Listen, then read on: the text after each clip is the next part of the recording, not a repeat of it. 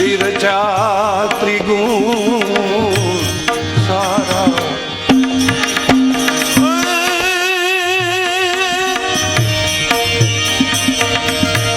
પ્રથમ સાહેબ તમે રજાઓ મુકારાને પછી રે રજાએ ત્રિગુણ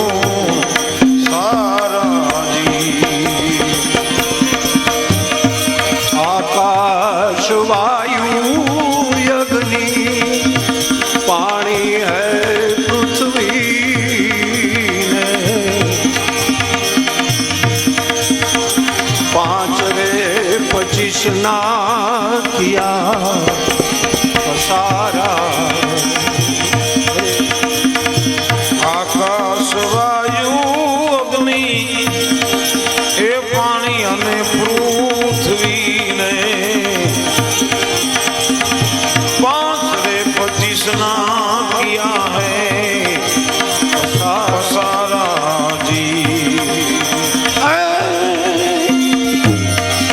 पल पल है समरू साहेब है नाम तुम्हारू सृष्टि ना सरजन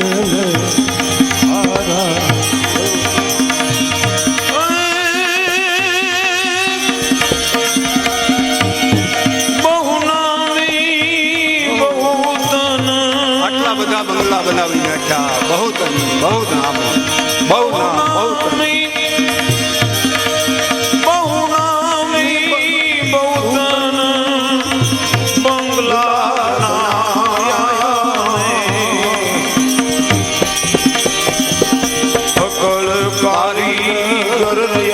આવા બંગલાની રચના કરીને પોતે અપાડ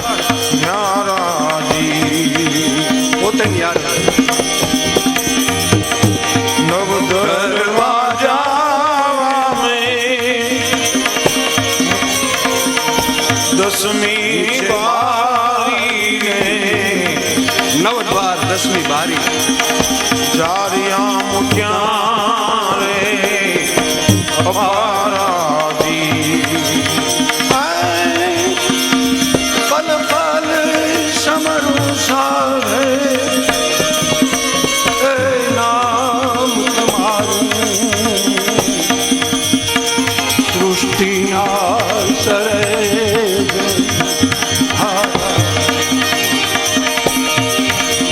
વંદન કરું હૈ સ્વામી દો પર જોડી દર્શન મારા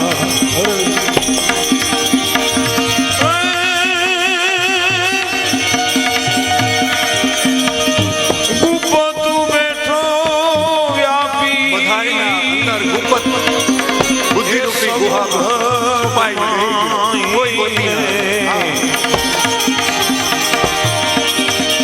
ગુપ્તર બેઠો માહી ગુપ્ત બેઠો વ્યાપીને આ સબ ઘટ માહીને કરતા હરતા ભોગતા ભરતા રાજી કરવા વાળો ઈ સહારવા વાળો ઈ ભોગવવા વાળો ઈ બધું આવન રે જાવન કી કોઈ આવન રે જાવન કી કોઈ ગતિ ન જાણે નિર્લેપ અસંગ નિર્કારાજી પલ પલ સમરું સાહે નામ તમારું સૃષ્ટિના સર્જન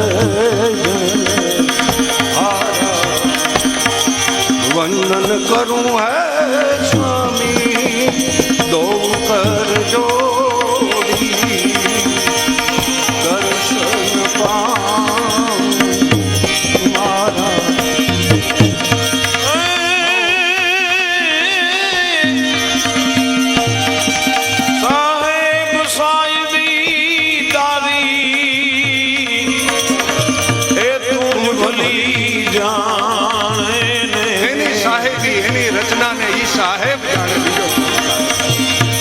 જાણી શકે પોતાની સાહેબ સાહેબ સાહેબ સાહેબી જારી તું જ ભલી જાણે ને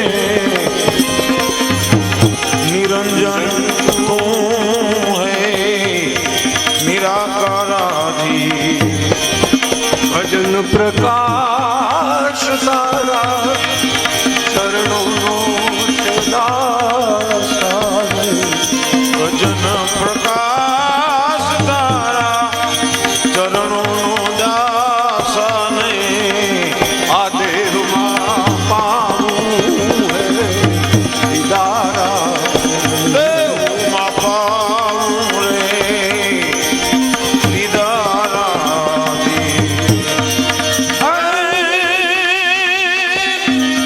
હે પલ પલ સમરું સાહેબ હે નામ મારું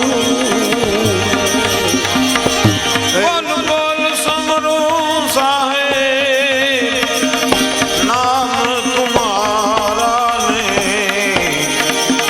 સૃષ્ટિના સર્જન હારાજી વંદન કરું હે સ્વામી દો કર જોડીને દર્શન પાવું તમારા દર્શન પાવું રે તુમારા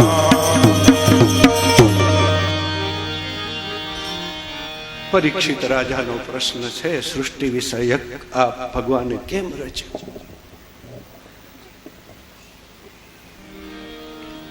તત્વને જાણવા માટે મોટા મોટા મૂંઝાઈ ગયા મુનિઓ પણ જેની ગતિને જાણી શકતા નથી, જેની ગતિને સમજી શકતા નથી, ડૂબી શકે છે.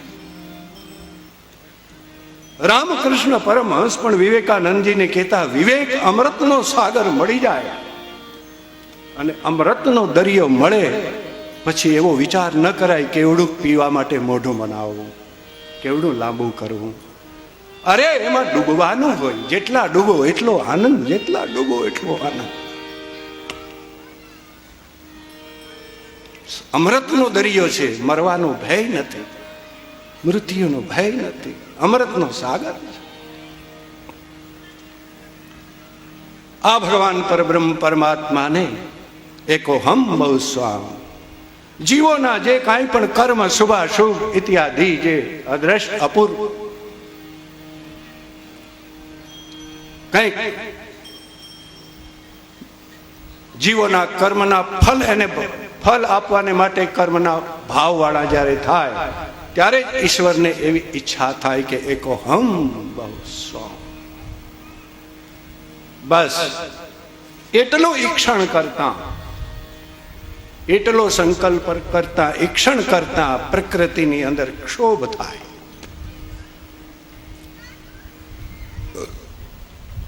ત્રિગુણાત્મક પ્રકૃતિની જે એક સામ્યાવસ્થા, ત્રણ ગુણ જ્યારે મહાપ્રલય થાય ત્યારે નથી રહેતું કંઈ ધરતી, જલ, અગ્નિ, વાયુ, અસ્માન, કાંઈ નથી રહેતું. ત્યારે જે કાંઈ પણ તત્વ છે એ ચિદ ઘન પરમાત્મા, ઘન સ્વરૂપ, ઘાટું. એક ટાંચણી જરાક મૂકો ને ટાંચણી જેટલું છિદ્ર ન પાડી શકે, એ છિદ્ર પણ પાડી નાખે એટલી પણ જગ્યા નથી એવું એ પરમ તત્વ ઘાટું છે. ચિદઘન કહેવાય છે, જ્ઞાન ઘન, એવું ઘાટું તત્વ છે.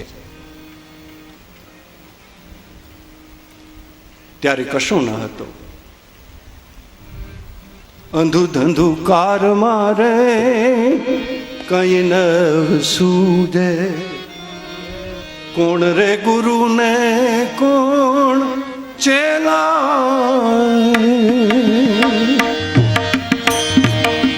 કોણ રે ગુરુ ને કોણ ચેલા,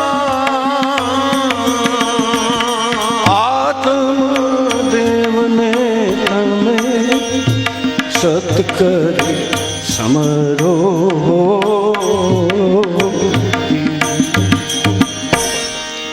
અમારે ગોરખનાથ ને બધા એમ કહે ત્યારે એ વસ્તુ કેવી હતી? અંધુકારમાં કાંઈ ન સૂજે, કોણ ગુરુ ને કોણ ચેલા, જેને અંધકાર પણ ન કહેવાય અને જેને પ્રકાશ પણ ન કહેવાય, એવું એક તત્વ હતું. જેને આશરે પ્રકૃતિ માયા રેલી હતી.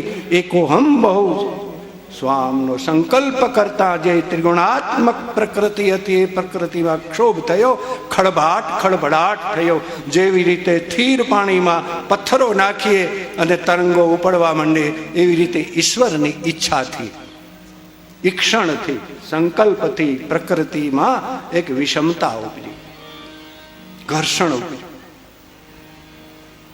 ત્રણ ગુણ સામ્ય અવસ્થામાં હોય ત્યારે નિષ્ક્રિય હોય છે. પરિણામ બે પ્રકારના હોય છે.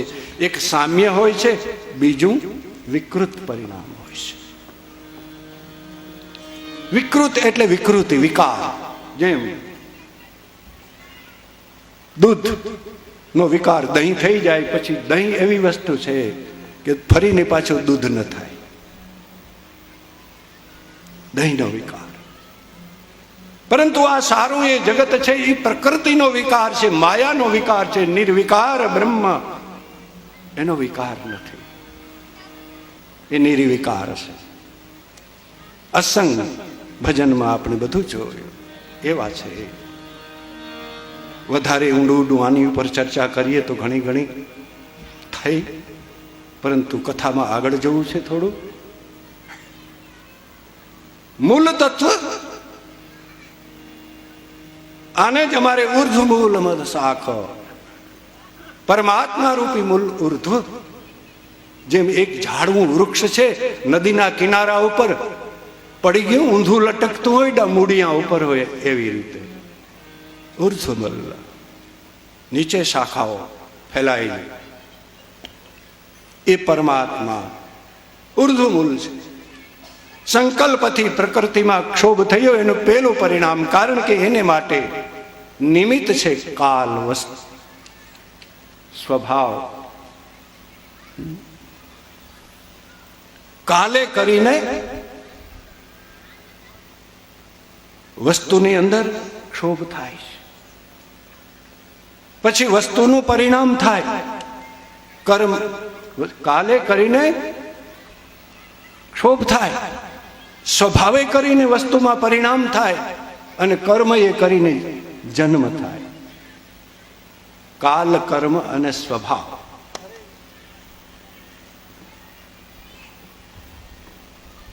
રામચરિત્ર માનસની એક ચોપાઈ.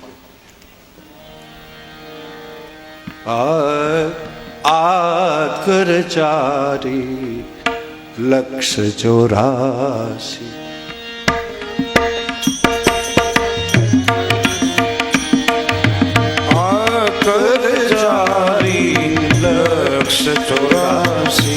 યોની ભ્રમત જીવ અવિનાશ, યોની ભ્રમત જીવ અવિનાશી. સો માયા બસ ધીરત સદા માયા કર પ્રેરા, ધીરત સદા માયા કર ફેરા. કાલ કર્મ સ્વભાવ ગુણ ઘેરા, કાલ કર્મ સ્વભાવ ગુણ ઘેરા. ધીરત સદા માયા કર ફેરા, ધીરત સદા માયા કર ફેરા. કાલ કર્મ સ્વભાવ ગુણ ઘેરા, કાલ કર્મ સ્વભાવ સ્વભાવ ગુણ ઘેરા. કાલ, કર્મ અને સ્વભાવનું માયાને બળ છે. કાલ, કર્મ અને સ્વભાવ ઉપર જેણે વિજય મેળવી લીધો, એ માયાના બલને જીતી લીધો, એ માયાને પાર ગયો. અમારે ગંગા સતીને બહુ વાતો કરે, કાલ, કર્મ અને સ્વભાવને જીતવો. જગત સાચું હોય ને જીતવાની વાત આવે, ખોટું હોય ત્યાં બાદ કરવાની વાત આવે. બે સુવિધા છે, કાં તો જીતો કાં તો બાદ કરી નાખો.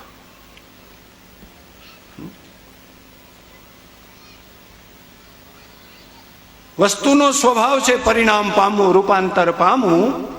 એ પ્રકૃતિનું પેલું એક રૂપાંતર થયું એ મહતત્વ થયું, જેને અમે મહત કહીએ છીએ, મોટામાં મોટું મહત. મહતત્વમાં પણ વિકૃતિ થઈને એનું પણ એક રૂપાંતર થયું, એમાંથી એક અહંકાર થયો. એ અહંકાર ત્રિગુણાત્મક હતો. તામસ અહંકારમાંથી શબ્દ તન માત્રા, એમાંથી રૂપ તન માત્રા, સ્પર્શ તન માત્રા, એમાંથી રૂપ તન માત્રા, એમાંથી રસ તન માત્રા, એમાંથી ગંધ તન માત્રા. ભૂમિ રાપો અનલો વાયુ કમ્મનો બુદ્ધિ રેવ છે અહંકાર ઇતયમ મે ભિન્ના પ્રકૃતિ અષ્ટધા. અષ્ટધા 8 પ્રકારની આ પ્રકૃતિ. પ્રકૃતિની વિકૃતિ થતી આવે, એક એકનું કારણ અને એક એકનું એક કાર્ય.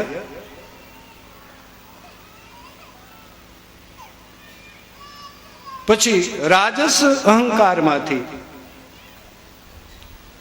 કર્મેન્દ્રિયો,